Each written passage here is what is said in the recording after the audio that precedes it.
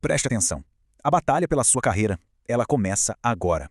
E todas as regras que você achava que conhecia, elas estão prestes a ser completamente aniquiladas. É isso mesmo, uma mentira. Uma mentira conveniente que sussurram no seu ouvido para te manter aí parado, estagnado, frustrado. Foi um treinamento, sabe? Para te fazer acreditar que só o esforço, só o suor ia trazer a recompensa. Mas a verdade? A verdade é muito, mas muito diferente. Grave isso na sua alma, porque esse é o código oculto do campo de batalha corporativo. Aquele manual de regras que te entregaram foi feito para uma coisa só: manter a base da pirâmide exatamente onde está. Mas hoje, o verdadeiro manual será revelado. E aí que está o perigo. Você acha que está indo além, que está entregando valor, mas na cabeça deles, do seu chefe, isso é só o mínimo. É só cumprir o acordo básico para não ser descartado. Entregar o relatório, cumprir o prazo, baixar a cabeça e dizer sim, senhor. E por esse ato, por essa obediência, a sua sentença é uma só: permanecer completamente invisível. Olhe bem para isso. Essa é a realidade do campo de batalha. É um exército dividido. De um lado, 98%. A grande massa que só segue ordens, que cumpre o mínimo e permanece anônima. Do outro, apenas 2%. Os que realmente se destacam. Você está aí, preso. Preso com 98% das pessoas. Você é parte da manada. E sabe o que isso significa? Significa competir com milhares, quando você poderia estar competindo com 5, talvez 6 pessoas. Significa ser só mais um rosto na multidão, invisível. Mas, escute, existe uma saída. Existe um poder que é reservado para poucos. E o seu treinamento começa agora. Esqueça a sorte, esqueça a bajulação. O que importa aqui é dominar as duas técnicas fundamentais. As duas técnicas que todo chefe procura desesperadamente e que 98% dos funcionários temem. Presta atenção. Estes são os fundamentos, a espinha dorsal da filosofia dos 2%. O primeiro pilar é o poder interno, assumir riscos.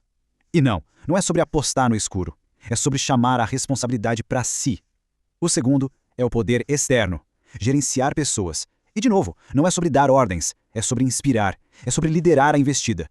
Agora, vamos ver a diferença na prática, no campo de batalha. A manada, os 98%, vê um problema, um gargalo, e o que ela faz? Se esconde. Reclama. Diz que não é da minha área. Já o destaque, os 2%, vê o mesmíssimo problema e pensa: peraí, eu sei como resolver isso. A mentalidade é outra. Não se aponta o culpado, se desenha a solução. E aí vem o golpe. A frase que muda tudo.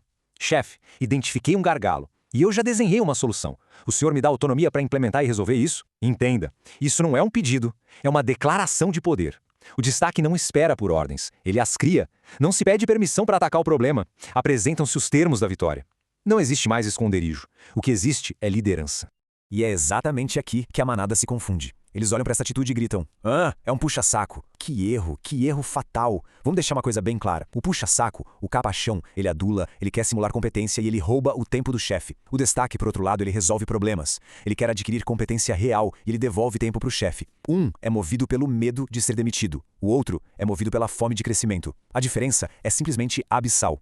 Certo, os pilares do poder foram entendidos. Mas de que adianta ter a postura certa se você não consegue provar a sua força? Como você quantifica o seu poder na hora da negociação? Para isso, você precisa de uma arma. Uma arma sagrada, forjada em pura especificidade, capaz de destruir a ambiguidade. Como provar o seu valor? Como quantificar o seu impacto na hora H, na hora da verdade? A manada, veja bem, ela vive e morre na névoa da ambiguidade. Eu acho que melhorou, vamos ver o que acontece. A ambiguidade é o esconderijo dos fracos, mas a sua luta não vai mais ser nessa névoa. A sua luta a partir de agora é com a clareza cortante do aço. E o nome dessa arma é pré-frame. É o ato de definir as regras do jogo, de definir as métricas de sucesso antes de você sequer começar o trabalho. Como pré-frame, é você quem define o campo de batalha. As condições da vitória são estabelecidas antes mesmo do primeiro golpe. E olha só a transformação que isso causa. Vamos ver os dois cenários. O chefe chega e diz: as vendas estão baixas, ajude. A manada sem o pré-frame responde: sim, senhor, vou me esforçar. Obediência cega, torcendo para ser notado. Agora o destaque, com o pré-frame. O mesmo chefe, a mesma ordem. A resposta? Entendido. Mas qual o número atual, qual é a nossa meta de sucesso e em quanto tempo a gente precisa atingir isso? Uma ordem vaga vira um contrato de performance. O soldado passivo se torna um parceiro de negócios.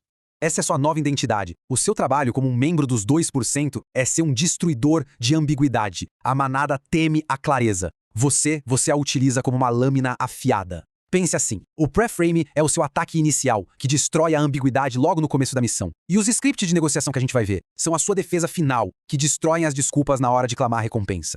Nos dois casos, o jogo é forçado para um novo território, o território dos fatos. A batalha final. os scripts de combate para a negociação. O cenário está montado, o pré-frame foi usado com sucesso. A meta não foi só batida, ela foi aniquilada. E agora chegou a hora do confronto. E atenção, você não vai pedir um aumento. Pedir é para a manada, é para os fracos. Você vai propor um realinhamento.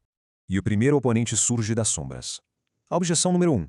A desculpa mais antiga e comum de todas. A crise. Então o ataque do chefe vem, previsível. Olha, os números são ótimos, parabéns mesmo. Mas você sabe, né? A crise, a gente está cortando custos. É a tentativa de te empurrar de volta para a ambiguidade, usando o medo coletivo como escudo. Mas você está preparado. E aí vem o seu contra-ataque, afiado como uma espada. Entendo, mas o meu trabalho não é custo, é investimento. E este realinhamento garante que a peça de maior performance do time continue 100% focada em gerar mais resultado. Ponto final. O golpe é devolvido com uma lógica impecável. Em tempos de crise, não se corta quem traz resultado. Você não é custo, você é receita. Você é a solução para a crise dele. Mas o oponente se reergue. Ele vem com uma nova tática, a objeção número 2, a desculpa do orçamento. Ele tenta transferir a culpa para uma entidade maior, quase mística, o financeiro. E o ataque dele é assim. Eu adoraria. Você merece. De verdade. Mas o financeiro não libera. Eu simplesmente não posso te pagar agora. É uma esquiva. Tá vendo? Ele diz que o problema não é o seu valor, mas o timing. O agora é o problema. Perfeito. Você vai usar isso contra ele. E aqui vem o seu contra-ataque. É o que a gente chama de jiu-jitsu da negociação. Você usa a força dele contra ele mesmo. Você diz, entendido, então vamos fazer o seguinte. Se eu mantiver essa meta por mais 3 meses, o meu aumento entra automaticamente no 4º mês? Ou seja, eu gero dinheiro antes de receber, a objeção vira um contrato futuro. É uma proposta tão lógica que é quase impossível de recusar. Mas e se vier o desafio final? A objeção número 3, o golpe mais direto, o não seco, a recusa absoluta, sem nenhuma desculpa. Mesmo aqui, não há recuo. A última fortaleza da ambiguidade precisa ser atacada. O seu contra-ataque é, ok, entendi. O que eu não posso é trabalhar no escuro. Então vamos remarcar essa conversa para uma data específica? Daqui a 1 mês? 2 meses? 3? Um não vago é inaceitável. Você força uma data. A derrota de hoje é trocada por uma batalha agendada. Você não sai da sala com um aumento. Você sai com um compromisso. A ambiguidade foi destruída. A vitória, de uma forma ou de outra, foi conquistada. A missão começa. O seu treinamento está completo. Os pilares foram aprendidos. A arma sagrada foi dominada. E os scripts de combate foram revelados. Mas lembre-se, conhecimento sem ação é completamente inútil. Então, a sua missão começa agora.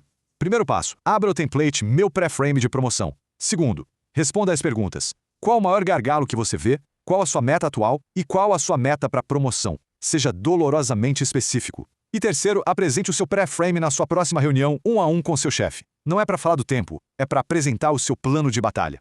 O jogo começou. Você tá pronto? As ferramentas foram entregues. O conhecimento foi revelado. A batalha de verdade não é mais contra um chefe ou uma crise. A batalha final é contra a sua própria inércia. A sua jornada se inicia agora. E a única pergunta que resta é: você tem a coragem para dar o primeiro passo?